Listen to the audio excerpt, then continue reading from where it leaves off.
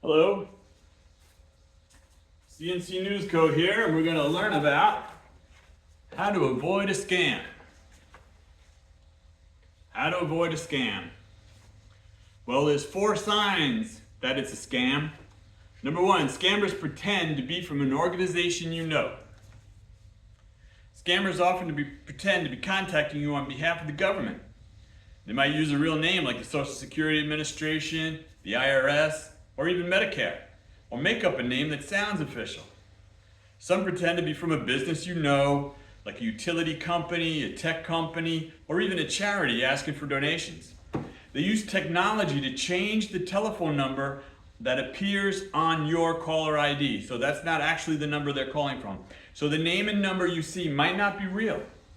Number 2, scammers say there's a problem or a prize.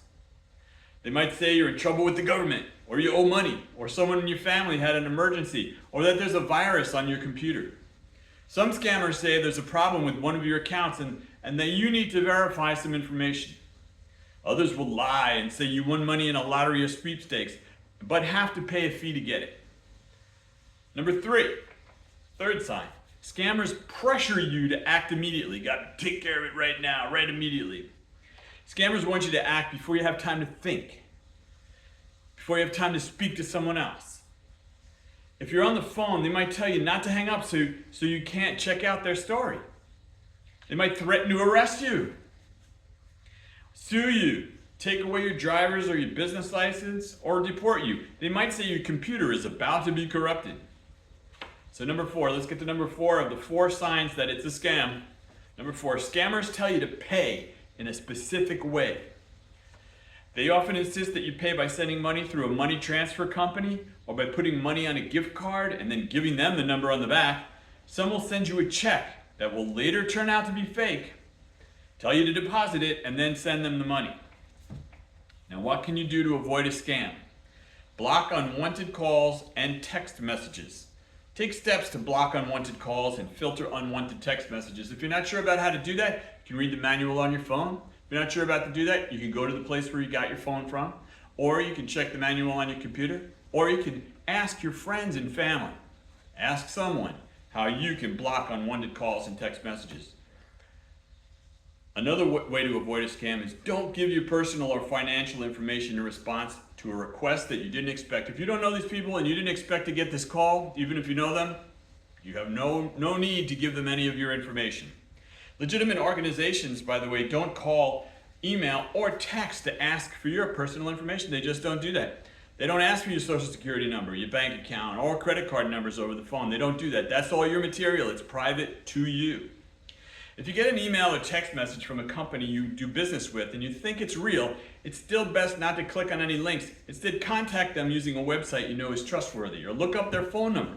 Don't call a number they gave you or the number from your caller ID. Don't do that.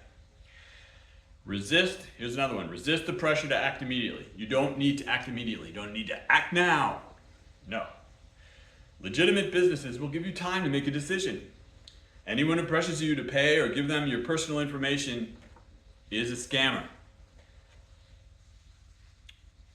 Also, we need to know how scammers tell you to pay. Now, never pay someone who insists you pay with a gift card or by using a money transfer service. You don't have to do that. Do not do it. And never deposit a check and send money back to someone. Boo, don't do that. Finally, and we covered this already, I'm going to repeat it, right? Stop and talk to someone you trust. Before you do anything else, tell someone, a friend, a family member, a neighbor, what happened. Talking about it could help you realize it's a scam. Help from your friends, information from your friends. They may have encountered this also, and I'm sure that some of them have.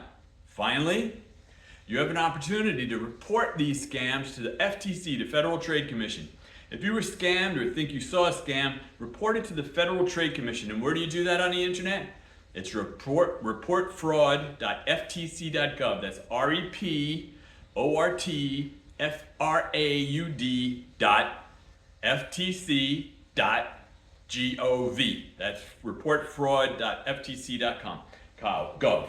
And we just read how to avoid a scam from the Federal Trade Commission. Wasn't that nice? They gave us this nice little pamphlet.